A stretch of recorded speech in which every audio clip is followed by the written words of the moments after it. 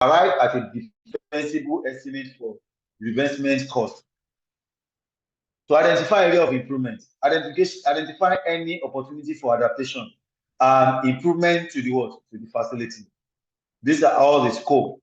Then, evaluation of current condition of the asset. Evaluate the effective age of the asset, estimating the remaining useful life of the asset, forecast the future life cycle renewal of the asset as they reach the end of their useful service life. To provide a benchmarking for the current performance of the building. So this is what are the scope of condition assessment. What are the process it takes when you want to perform condition assessment? What are the processes? One, you need measuring instruments, and you need a lot of devices to get it done. But as small as it is, these 5 equipments are very, very key. Measuring devices like your normal tape pro, it could be your infrared measuring meter, data capturing devices, your camera, your synthetic gear, or any other equipment deemed necessary by the assessor. These are very, very key. Then, once you have this item in place, you need to now design the assessment scope. How does the assessment going to look like? Assuming you want to assess the building walkways, let's assume that's the only thing you want to assess in the building. You need to design. Not until when you get to site, now start asking, what do I need to do? What do I need to check? You need to have a pre-assessment design checklist. That's what you are taking to the site, and that's what you are using when you get to the site. Determine the assessment scope, select the team, and mobilize the team. In case it's a comprehensive work, who are the team that are going to join you? Don't forget, we say it's a multidisciplinary kind of assessment. Do you need an architect? Do you need an MEP engineer? Do you need an electrical engineer? Do you need a mechanical engineer? Do you need an HVAC expert? Do you need a structural engineer? Do you need a water treatment expert? Do you need a borehole expert? Do you need a CCTV contractor to be part of the team? So you need to select the team that are going to do the assessment for you. Then you mobilize the team. At times, it's going to require you to monetize it. Then you need to plan when the inspection will come up. And in case you need a roofing inspection, you don't do roof inspection in the peak of the day when the sun is at the peak, because the entire roof is already heated up. Most of the time, it has to be done very early in the morning when you have advantage of temperature. So you need to plan inspection. This is where plan inspection comes into place. Then arrange site access. Site access is that in case you're taking up a new facility, you are not the one maintaining that facility before. There is a facility company handling that. And this facility already has occupants. You can't just knock on their door and say you want to start assessing their building. You need to arrange access. Possibly you need to send a letter to them, notifying them you're coming for an assessment, and letting them know you are a new facility company taking over the facility. And you want to know area where you need to improve in terms of what you're having on ground. These are where arranging site access comes into place. Or possibly, it might require a place where you need to have the key. Who is holding the key to the main gate of the entire facility? If you don't see that person, there's no how you can carry out your assessment. Data collection. I said you need to have a pre-assessment designed checklist. So you need to prepare inspection form. With that, to conduct your inspection, prepare your findings and conclusion report. Having done that, what are those data collection methods? You can use user survey by meeting the occupants. You can design a questionnaire, meet up the occupants, give them the question, use the questionnaire to collate what are their challenges. You can use interview. You can interview most of the technical teams or the facility team that have been managing that facility before. Document your review, or you use survey questionnaire. Do the survey, send the questions to all the occupants, and let them respond. And make sure the surveys are not something that are very, very cumbersome.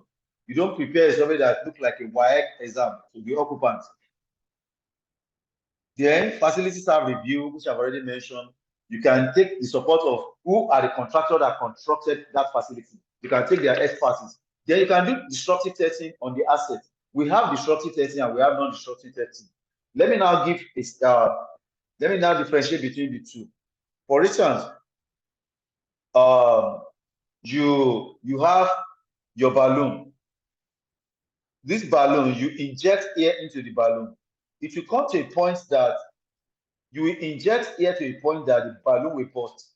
That point where that balloon bursts, that tells you the maximum air that balloon can accommodate. That is referred to as disruptive testing. The non-disruptive testing is that you blow air into the balloon and you retain the air. The reason why you do that is that you want to confirm if there is a leakage within that balloon. If there is a leakage, the balloon will stay for a while and it will get deflated. That is non-disruptive testing. Then condition monitoring, selection of appropriate investment formula for calculation of the budget, maintenance budget. These are all what you start to gain when you conduct your condition assessment. Then after done that, you summarize your report, evaluate inspection, prepare summary reports, compile your data, and send information out to your vendor, to your contractors. Let them provide cost for all those remedial work you want to do. Let them provide cost for the replacement. Then you can now prepare quotation and assign cost to each of the tasks needed to carry out within that facility.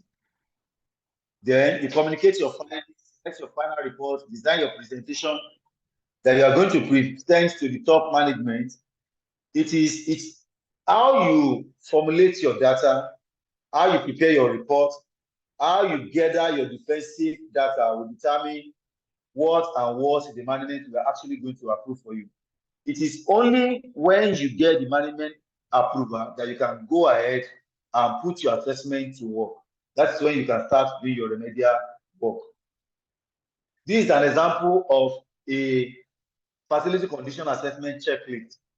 And there is still another one I'm going to show us. The difference between this and this is looking at the entire facility system-wise. It's looking at the entire facility in terms of system. That's why you see electrical system, security and safety system, mechanical system, power system, building fabrics, and other systems within the facility.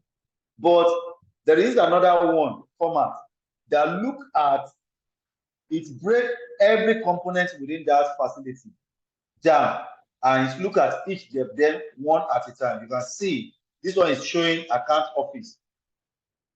What is the category of the asset? Electrical system. Description of the asset, ceiling mounted fitting. What is the current condition? Fair. What is the description of the defect? Broken fitting cover. What is assessment condition? Minor. What is your recommendation? Replacement of the fitting cover. Then you can now create a column here to put your cost. How much will it cost you? Then with this, at the end, you can now summarize what is the total cost you need to spend in getting this done. And I think there's no any world-class format for this. You can design this yourself based on the assessment you want to carry out. You can link up with Baraka. I think there is one that has been designed that she will definitely share with us. Then you can use that one as more like a basic when you get back to your office to design your own assessment format as well. Then part of the scope, you have drive-by, and we have drive-by, walk-through, and crawl-through. Let me use a domestic example to explain this to us. For instance, I need to buy a made in Nigerian used car, and I was driving between Yaba and Obalende, and I saw this car being displayed beside the road. While I was driving down, I called on the owner of the car, and we negotiated, and I paid. That is one. Then two, I parked, I walk around the vehicle, I negotiate with the owner, and I paid.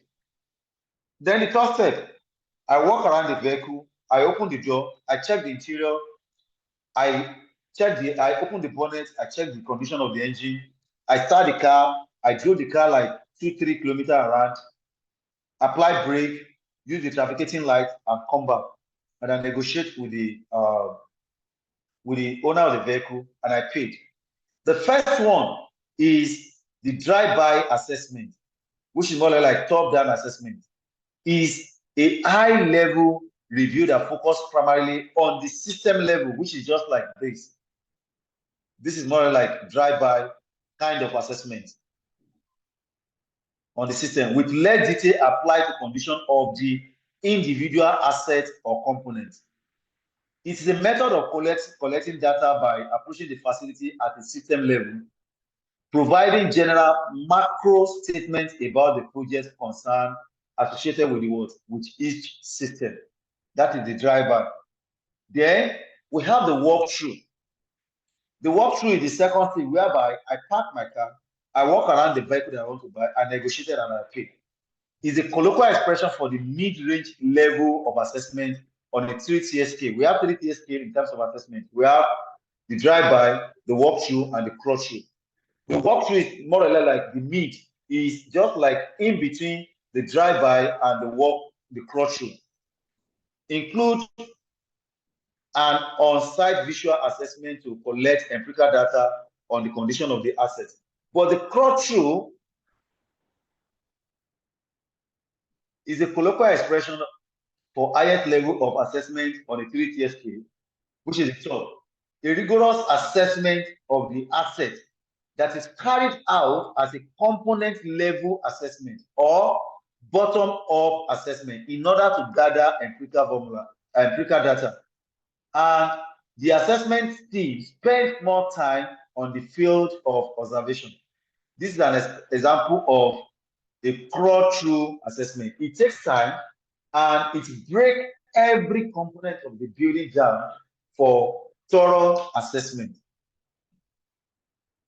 And what are the advantages and disadvantages?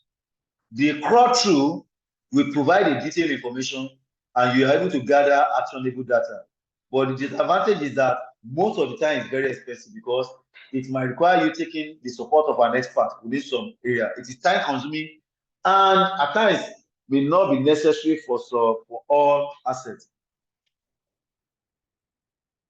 So facility performance evaluation. The difference between condition assessment and evaluation is this. Condition assessment is more or less like one-off. It's something that you do like once, possibly when you are taking over a facility or possibly when you are resuming in a facility for the first time as a facility manager. But performance evaluation is something that you do on a quarterly basis. It could be on a monthly basis, it could be on a quarterly basis, and it could be biannual or annual basis. The reason why you are doing performance evaluation is that you want to know what are area where you are lagging behind in terms of deliverable to occupants of your facility when you compare it to industrial standards. And when you do your performance evaluation and you are comparing it against industrial standard, it is referred to as benchmarking. But when you do it internally, it is referred to as gap analysis. The reason why you do it internally is because you want to discover area where you are lagging behind in terms of deliverable to your occupants. For instance, you send out a survey to all the occupants of your facility for them to rate you within the scope of 1 to 10. What are your deliverables in terms of availability of power within that facility? That is performance evaluation. At the end of the day, when the assessment came in and you summarize, you discover that you are on the scale of 6. Between scale of 1 to 10, you are the scale of 6. You know definitely that you need an improvement. That is what performance evaluation stands for. What is facility performance evaluation? An extension of what has been called post-occupancy evaluation. That is, you already have people occupying that facility. You want to know what are their perception about your service delivery. What are their perceptions in terms of power availability, in terms of security network, in terms of availability of water, in terms of response to breakdown, in terms of response to call out. Then facility performance evaluation is a continuous process of systematically evaluating the performance or effectiveness of one or more aspects of a building in relation to issues such as accessibility, aesthetics, cost effectiveness, functionality, productivity, safety, security, and sustainability. For instance, the cost, the cost your service charge could be part, security cost could be part of your service charge. Madam Ikechi, go ahead, please. Okay, sir, thank you. I just want to quickly ask, assuming you have a building that is occupied, fully occupied, Okay. say, let's say 60 apartments, and you're all fully occupied, and you do a survey, and the result is poor, how do you then gauge whether you're meeting your yes, how do you then gauge it? Because a lot of people, generally speaking, don't like to fill surveys, they just assume it's time wasting and all that. So how do you then gauge if the response is very poor? Okay, let's take it this way. Let me take it from the last word you said. You said some people doesn't want to fill survey. The way you present the survey to them will determine what they're actually going to do with the survey. Then most of the time, we send our survey to occupants, and at the end of the day, we do nothing about it. So when next you are sending any survey, you do nothing about it as well. As long as you let occupants know the advantage and what is the impact of the output of the survey is going to do for them, every occupant will want to fill that survey, and they will tell you nothing but the truth. Then that is one. Then the second thing is that if you don't set a target for yourself, even when you fill the survey, you will know if you're actually performing or not. And that's why I said on a scale of 1 to 10, or let me say a scale of 10 to 100%. 100% means you are 100% performing. The target you set for yourself is you want to be 100% performing in terms of your deliverable. Let's take power, for example. You want to have 24-hour power supply. That means as soon as NEPA is out, generator is setting in within a twinkle of an eye with less than maybe 10 seconds. So now you can do a review, send the review out, ask occupants, how are we doing in terms of scale of 10 to 100%? Your own goal, target that you set for yourself is 100%. At the end of the day, the survey could come back and start telling you your performance is 90. Then you'll be wondering, why not 100? Why not 95? That means you need to go back to the draw board.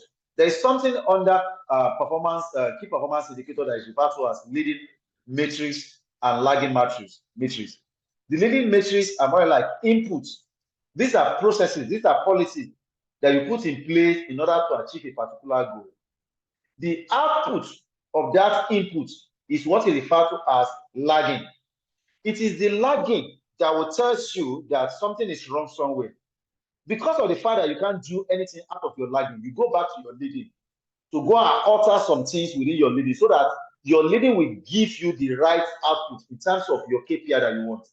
Now, your leading is you have your generator service at the right time, you use the right part for your generator, you use the right quality of diesel, you use right quality of vendor, and you service your generator at the right time. These are leading matrices that will give an output to 24-hour power supply when you need your generator. But when your generator failed, the generator has failed, then the next thing you're going to do is that you go back to your leading indicators that will tell you, is it that the engine oil you use for generator is bad? Is it the filter is bad? Is it an adulterated fuel that you use that is causing that your generator to fail? You know that when that generator fails, you won't be able to give power supply to your what? Occupants. So you need to first of all set a goal. It is when you set a goal that you can now send out a survey. So you now measure the result of the survey with this goal that you've already set, then that will now tell you if you are to go back to your leading indicator, or what are the areas where you're having gaps. How do you bridge that gap? That is the reason why you do performance evaluation. I hope that answer your question, ma'am. It does, but sir, can I quickly just tell you a short story? So the estate where I live in recently, please go ahead. Okay, yes, ma'am. The estate where we live in, recently, so we're pushing for 24 hours light. So if there's EKDC outage, the estate gents are supposed to come on.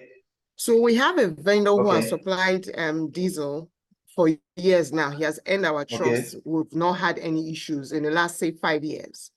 But recently, there was outage. The gen was supposed to have come in immediately, but he didn't come on. So they now sent a message to our group, the estate group chat, saying that there's a problem. They tried turning on the generators and they shut down automatically. So after a while, they detected that it was the diesel that the generators were reacting to, because apparently they got a diesel that is bad. So now you've done all your plans as a facility manager. Use the same vendor you've been using. He has earned your trust. He is, for the last 5 years. And now this happened. How would this obviously affected residents, because power didn't come on for like 2 hours. So if I was the one managing that facility, what would be my next step? I need to go back to check, because everything is in place and it has run for 5 years. But now they delivered bad diesel. So what would be my next action plan? Your next step of action is for you to go back to the drawing board. What are the terms and conditions stated in your PO that you give to the diesel vendor? Was it stated in the PO that if there is a fault and it is traceable to the diesel supply, that you are going to debit a certain amount of money from him? Or he's going to remove all the diesel, you are not going to pay for it, and he's going to give you a fresh diesel, and he's going to pay for any cost you incurred in getting that repair done. But if those terms and conditions were not there, you cannot hold the guy responsible. And this is one of the challenges that facility managers are having. If you don't put your terms and conditions in place, a lot of people will be making away with your money. You'll be buying liability. That is one. Then the second thing is that if those terms and conditions are there, and the guy eventually paid back, you need to communicate this to all the occupants. This is what happened. This is what we have done. This is the step we are taking. We have made the vendor to return back the money, and the vendor is actually going to pay for the maintenance cost. So this month, the cost of repairing of that generator is not going to form part of your service charge. Every occupant will clap for you that excellently. These are people that are doing their job, because they know that it's not that you're just billing them. So the first thing you need to do is that check if you have terms and conditions stipulated in the PO that you give to that guy. You can take it up with him. But if the terms and conditions are not there, completely, you've already acquired liability. There's nothing you can do. The highest thing you can do is for you to have, and if you have already paid for the supply diesel, there is absolutely nothing you can do. The best you can do is for you to do away with that vendor and get another vendor to start supplying you. It's possible. I hope that answers your question, ma'am. Very well. Thank you, sir. Okay, ma'am. So you better understand the impact of early design delivery decision on long-term efficiency, effectiveness of the building. Then you better understand the impact of building delivery processes and decision on customer response, both initially and over the life cycle of the building. It extends beyond physical assessment and including consideration of obsolescence and other such as qualitative factors. Because during your assessment, during the evaluation, during your evaluation with the occupant, they will tell you that even my friend's flat over there is leaking water. The same leakage that my friend is having is what you're having there. Why is it that every building in this facility is leaking? That's sending a signal to you as a facility manager. Definitely, you need to go back to the drawing board and do what is called a root cause analysis. What is causing these your leakages, where every occupant is complaining about leakages in their facility? Is it that the kind of piping layout done is wrong? Is it that you are using PVC piping layout and you put a pressure pump? Something must be causing that leakages. And this is the advantage of your performance evaluation. These are most of the information you can be getting from the performance evaluation. Occupant can tell you, why is it that in every facility in this building, there is always electrical issue every day? That can tell you that is a wrong installation. That's where it is. Apply phase. So when you do your evaluation and there is need for you to implement, how do you go by it? It consists of preparing your documents, report the finding of the analysis, recommend action. And when I said it earlier on that when you want to do your survey and you are sending survey questionnaire to occupants, make sure the questionnaire you are sending to, you are going to take a necessary measure or an immediate action on getting the requirement done. And if not be, you need to communicate back. We have reviewed the survey. This is the summary of the survey. This is what occupants are requiring. Now we don't have the financial capacity, but in the interim, we are putting this in place so that pending the time we are going to be able to meet up the demand. Cool. When you send another survey out, everybody will want to look at that survey because they know you are using that survey to provide service delivery for them. Monitor and review the outcome of any such action undertaking. Outcomes are very important. That's the reason why it is good. Because they may be used as a feedback to modify or improve the next cycle of performance evaluation processes. And don't forget, if your facility company is into project construction, you can use the evaluation to correct, to modify the existing problem you are having in your current facility in the upcoming facility you are trying to reconstruct. You can use that to correct a lot of mistakes that are currently happening with that facility. So that you know that when you are starting another construction, you can always refer back to those mistakes and make sure those mistakes doesn't repeat itself again in the new facility you are constructing. These are all the areas where you can use your performance evaluation. And benefit of it is that you can have a short-term plan, you can have a medium-term plan, and you can have a long-term plan related to improving the long-term performance of building and to justify major expenditure. These are all the advantages. There are always difficult involved in establishing a clear link among user assessment, political perform, and the physical environment. This is where a true relationship in terms of facility management comes into play, because at times what occupants are actually requesting for might not be tenable. You have an existing generator that is serving, and occupants are asking you, they are telling you that, sorry, that generator, you need to replace it. And you don't have the financial capacity. So at times, there is always a complex and fusing between the relationship between facility design and performance evaluation. Most of the time, can be complex and fusing. And people are telling you that the AC in the apartment are window units. And at times, at times at night, window units vibrate and it's making noise. And they are requesting that you replace all the window units, and you don't have the financial capacity.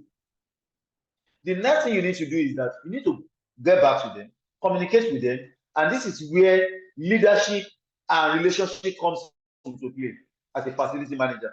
You can use your leadership role, you can use your relationship role to strike out a win-win deal between you and the occupants. Okay, this is what we're planning to do, and we ensure we do that. That, okay, if we are to do this will attract small charges in terms of your rent. They can say, go ahead, give me this, increase my rent. Why not if not?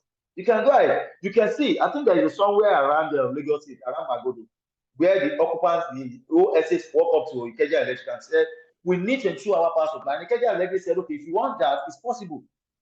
Are you ready to pay 80 naira per tariff? And they said, yes, we can pay. And they got it. It's a deal. How do you conduct your conduct a successful performance evaluation. Develop a clear statement about what the organization wants to achieve. The link between evaluation and stated requirements have to be explicit and easy to trace. Identify resources available to carry out your performance evaluation. Match data collection and analyze to the available time and budget. Determine appropriate methodology. How do you want to do it? You want to sell the survey?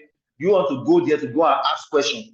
Inform respondents or occupants about the purpose and their involvement and how the data will be used. This is very, very key. Establish performance goal based on existing as well as changing trend. Suggest way to consolidate performance evaluation results and lesson learned as organizational memory. Develop an effective method to disseminate the consolidated data. A record of past projects may serve as a good justification for future FPEs. So what was the benefit of evaluating BD system? A feedback loop to enhance continuous improvement process, improve fit between occupants and their building, the optimization of service to suit occupants, the reduction of waste of space and energy, validation of occupants' real need, reduce ownership and operational expenses, improve competitive advantage in the market. This is very, very key for most of us that are into real estate. Why some estates are selling at higher price and why some are selling at lower price? You can improve on your competitive advantage in order to get a higher selling as well. What are the barriers in conducting what are the challenges you may face when you want to conduct your FP? Fragmented incentive and benefits with the procurement and operation processes. When you know the budget capacity is not available to carry out what will be required, please let them know that you are only doing this against next calendar year so that you can make provision for it, not immediate. Lack of agree and reliable indicator, because occupants is asking for one thing, you are telling them that is not tenable as at now. Potential liability for owner, because they are requesting for something that is capitally intensive and you don't have the capital capacity to provide that now. Exclusion for current delivery expectation, because what the current delivery is saying is that you are providing 16-hour power supply, and that is what you can give out as of now, and that is what you are basing your charges on. And now the request is saying this is what we want, and you can strike a deal. It is possible. We can do this, but this is what is going to happen if we are going to have this. Exclusion from professional curricula. Exclusion from professional curricula is that this is what your service delivery is as a facility manager, and this is what the occupant's expectation is. But your leadership role, your relationship with your occupant can help you to strike a win-win deal in these areas. It can help you to overcome all the challenges and all these barriers. Most of the time, there's generally no money set aside for performance evaluation. So most of the time, you might not need to take professionals at times. You might need to do this in-house yourself. Sometimes FP may require considerable amount of time. Organization may not always have people with necessary skill to conduct performance evaluation. And at times, for you to get the right information, you might need to take the support of experts in that area. And if the company doesn't have the money to do that, you might take the support of your team and do a mini or minor one that can still push you ahead in terms of your delivery. Then the last one, professionals often do not like to have their work judged by other professionals. You know, at times, if you are used to a facility, there might be some problem within that facility that you don't come to see. Because of the fact that you go to that facility on a daily basis. In that regard, you can invite other facility managers that you trust. Don't forget that you trust. Because I've seen a scenario whereby a facility manager invite other facility manager, a colleague facility manager, come and assess his facility to tell him area where he's lagging behind. And this person came around and she's actually trying to take up his friend's job. So these are extent to which people can go. So If it's somebody that you trust very well, you can invite your colleague to come around, come assess my facility. Tell me area where I'm lagging behind.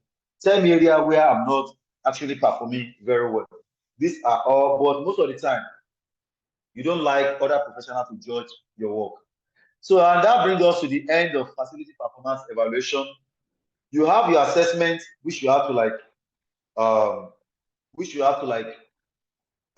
due at your own time and submit through the appropriate quota. Please, it's time for question and answer, but try as much as possible not to bring up questions in relation to this assessment. And I remember somebody asked a question before we went on break that how do we determine facility, how do we calculate facility condition index? There is a very simple formula for it. FCA, facility condition index, is the total repair cost divided by total replacement cost. Total repair, overhaul, revamp, renew, whichever name you want to call it. The total repair cost divided by overall replacement cost. Let's assume that within your facility, you want to do upgrading. The total repair cost is 10 million naira. Let me say 100 million naira. And if you are to replace the entire facility, you are going to spend 1 billion naira. If you do the calculation, 150 million divided by 1 billion will give you around 0.115. That is telling you that that facility is still in good condition. You can still spend that 150 million to upgrade that facility. But when the repair cost is almost 100% of the replacement cost, that means that facility is no longer useful. And that's why you have this here. Let me bring this up. That's why you have this here. When you have between 0 and 2, your facility is excellent. Between 2 and 4, the facility is in good condition. Between 2 and 5 is in good condition. Between 5 and 6, between 5 and 10, your facility is fair. Anything above 10, that facility is meant to be destroyed and replaced with a new one. That is what facility condition index is telling you. That is the total repair cost divided by the total replacement cost. That is facility condition index. So question, please, before we call it a day. Yeah, Mr. Franklin, please go ahead. No, sir. Okay, thank you very much, sir. Good evening. Thank you for the lecture. Wonderful rank. Okay, I'd like to ask a question. Can you hear me, sir? I can hear you clearly, Mr. Hello? Mr. Franklin. Mr. Franklin, okay, so, go ahead. I can hear you. Okay, you made mention that we are supposed to carry out facility assessment evaluation, or what's it called? So I'm asked, my question exactly is, once you are employed as facility condition assessment, you're supposed to carry that out. Now, once you're employed as a facility manager, you will be given your letter of appointment and everything. Your scope will be set. I'm asking, is it that will you accept a letter before you carry out this activity, right? Okay. Now let's get it right. If you are a new facility manager in any company, you've already accepted to be a facility manager there. But you have a job description and you have a KPI. Your KPI is what will be used to assess you and determine your promotion or your increase in salary at the end of every year. The first thing for you to do is you need to conduct a condition assessment. You need to know what are the ghosts, what is the devil you are dealing with. Because in your letter, it will not be stated that the generator you are going to be maintaining is not in a good condition. In your letter, it will not be stated that the pavement or the walkway are in a mess. This is one. So with your assessment, you'll be able to know the devil that you're actually dealing with. You know what is in your portfolio. You know what are the conditions of the assets you want to be dealing with. Then you can now sit down and do your analysis. and walk up to your boss. These are the condition of these assets. This is what we needed to do. And this is what we need to put in shape. That is one. Then let's now assume that your company employed you. Your company is a facility service provider to another company, in which the company will give your company their own entire facility to maintain and manage for them. So you as a facility manager, the first thing you tell your company to do is that before we take up this facility, let's go and visit this facility. Let's conduct an, because once your company sign an agreement with that, the owner of the facility, you can't walk back to the owner and say, sorry, we didn't see this then. You need to conduct an assessment so that you don't take liability. That is the advantage of conditional assessment. Okay, so you just explained it to us. I'm asking from this other point that you explained initially. Okay. But now you've allowed. Okay, you got it clear now. You see the other point too, so it's okay. I think I'm okay with it. Yes, it's clear. You know, I was asking from the point of view that okay, I'm just employing the company, which I have to just do the conditional, so you do the conditional assessment so that I'll know, I mean, the condition of the facility which I'm taking over, and that is that. If I can actually walk up to my boss to give them, advise them what to do or not to do. Then this other scenario you painted as we as a facility company taking over another facility from a client, we definitely have to go and check them before we take charge of the facility. So to avoid any further, damages or excuses. Yes, exactly. Thank you very much. Okay, Mr. Franklin, please go ahead. I think, okay, no, Mr. Rabo.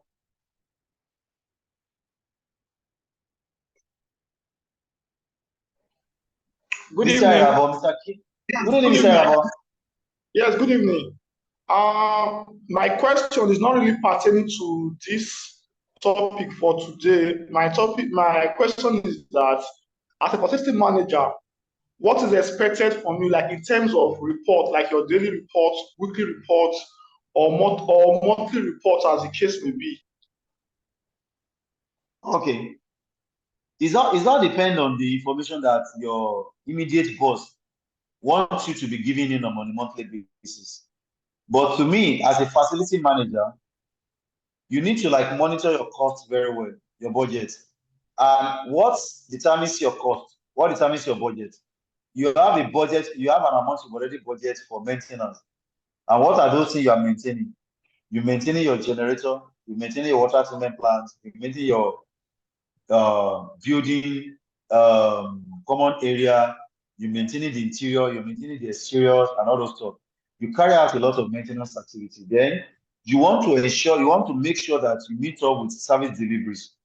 So if you don't monitor your budget on a daily basis, weekly basis, monthly basis, by the time you realize, you come to it will be so too late, because at the end of the day, you might have eaten deep into your budget before you realize that, oh, sorry, you only have 10,000 left before the end of the year, and you still have like almost about 3 months to go.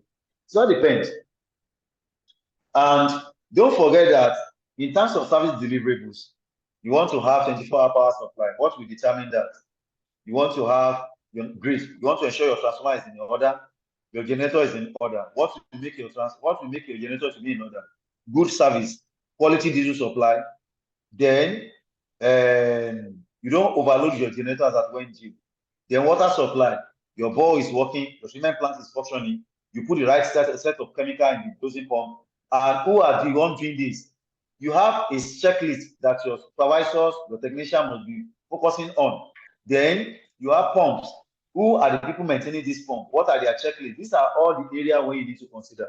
So the information you need to be giving to your immediate boss, or if you are reporting to the MDCO, what are the information you want to be giving to the MDCO at the end of every month? That will determine what will be your daily report, what will be your weekly report, what will be your monthly reports. Okay. I'm not sure you get the question anyway, but the things that you just said last, I think those are part of the daily to do. Like daily you check your generator if they are in place, your water treatment plant, and all of that, as the case may be. Check all of that like on a daily basis. Now, question that I'm asking is that I also need to give feedback to my boss. Now, despite the facility is okay, but I also need to give a feedback. The question I'm asking is that how do I send feedback? Am I supposed to prepare an Excel sheet and say, for treatment plants, this is the daily report or the weekly report or monthly report for treatment plants? Then for the generator, for the gym area, for the pool area, these are the reports. Like, how is that report supposed to be prepared? It all depends on the way you want to present your reports. And that's the reason why we have a lot of software. Now, you can use your PowerPoint. Your PowerPoint, you can have your graphical representation of, okay, this is how much we spent last month. This is what we are spending this month. You can calculate, and you can do, okay, for the past 1 year, this is how much you've been spending on PACN costs. So you can present your report in PowerPoint. You can present your report in Excel. You can present your report in Microsoft Word, whichever one is okay for you. Any one of them you can use. But to me, most reports are best done when you have a PowerPoint, because with PowerPoint, you can attach video, you can attach pictures, you can attach Excel sheets, you can put your report in pie charts, histogram, bar charts. You can do a lot of analysis with your presentation. So most of the time, presentation or monthly report are best done with your PowerPoint. Because again, while you sit down with your MD and your MD is asking questions about this and that, you just click on your presentation, bring up your Excel sheet, and it will show you how you come up with the data. And this is what we spent this last month. This is what we spent this month. You can put your report on percentage ratio. Last month we spent 100,000 naira. This month we spent 90,000 naira. What we have saved this month is 10%. These are all what you can have in your PowerPoint. Okay. All right. Thank you very much. Much welcome. Yeah, any other question, please?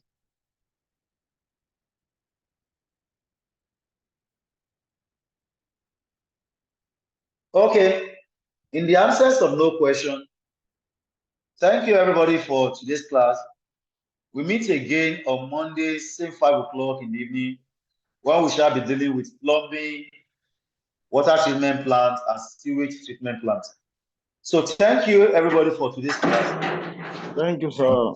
Thank you, sir. Thank you, everybody. Enjoy the rest of the week. Thank you very much, sir. Right. Thank you. sir. Enjoy your weekend. Thank you, everybody. You too. Thank you, sir. Enjoy your weekend, sir. Thank you, sir. Thank you. Yeah. Thank you, sir. Thank you. Yeah. Thank you, sir. Yeah. Thank you, sir. Thank you, sir. Thank you, sir.